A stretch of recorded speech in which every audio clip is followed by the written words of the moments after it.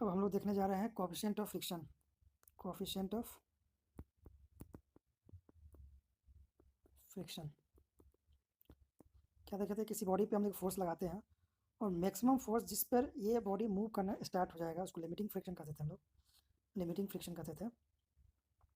वो एफ के बराबर ही होगा और इस बॉडी पर एक नॉर्मल लग रहा होगा, एक एम लग रहा होगा।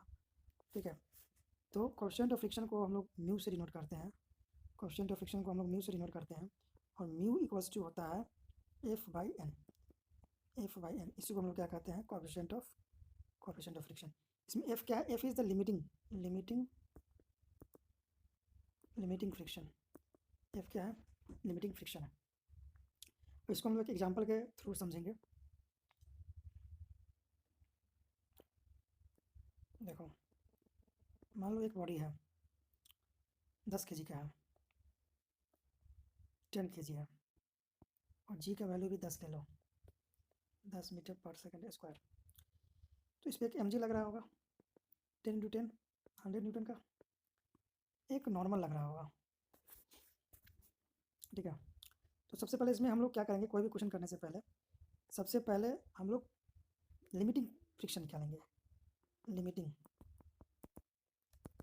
लिमिटिंग फ्रिक्शन के लिए हम लोग क्या फॉर्मूला पढ़े थे, हम लोग पढ़े हैं कि limiting friction equals to mu into N हो जाएगा। लिमिटिंग फ्रिक्शन इक्वल्स टू क्या हो जाएगा, mu into N. Mu into N, क्योंकि N equals to M G के बराबर है तो म्यू एम जी। ठीक है, तो म्यू इंटू 100 न्यूटन। म्यू का वैल्यू मान लो 0.25 है। म्यू का वैल्यू मान लेते 0.25 है, तो 0.25 into 100 newton that's will equals to 25 newton. ये लिमिटिंग फ्रिक्शन आ गया, जिसको हम लोग पी से मान लो अभी डिनोट कर देते हैं।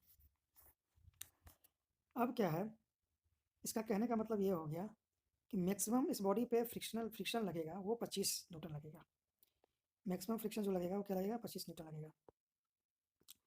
तो इसका एक चार्ट हम यदि बनाते हैं कि force applied divided by friction, null force. क्या बॉडी पे यदि जीरो फोर्स है, कोई फोर्स नहीं लगा है, तो कितना फ्रिक्शनल फोर्स लग रहा होगा, जीरो लगेगा। कि बॉडी मूव नहीं कर रहा है, ठीक है, तो जीरो लगेगा। बॉडी पे यदि 5 न्यूटन लगाएंगे तो क्या लगेगा, 5 न्यूटन लगेगा। यदि बॉडी पे 10 न्यूटन लगाएंगे तो आप कितना लगेगा, 10 न्यूटन लगेगा फ्रिक्शनल फोर्स। बॉडी पे 15 न्यूटन लगाएंगे तो यहाँ भी 15 न्यूटन लगेगा frictional force. Maximum limiting force जो है 25 है, लेकिन जितना हम फोर्स पुश लगा रहे हैं उतना ही फ्रिक्शनल फोर्स उसको रोकने के लिए फोर्स लगाएगा, उससे ज़्यादा नहीं लगाएगा। अब कर देते हैं 25, ये भी 25 न्यूटन लगेगा।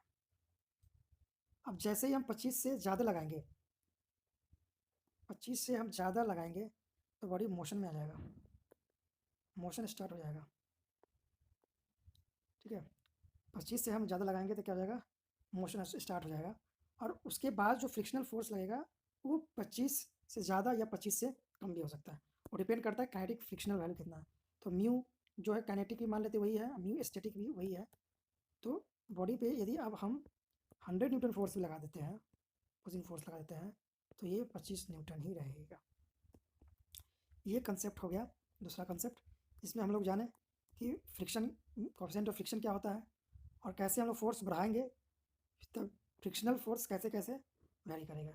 कुछ समय के बाद क्या होगा, फ्रिक्शनल फोर्स अपने आप बढ़ेगा। इसका एक ग्राफ भी हम लोग बना सकते हैं।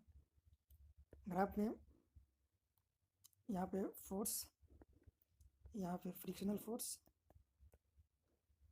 जीरो पे फोर्स जीरो रहेगा, जैसे जैसे बढ़ाएंगे जीरो रहेगा। एक मैक्सिमम जो आएगा जिसको हम लोग कहेंगे लिमिटिंग फ्रिक्शन, लिमिटिंग।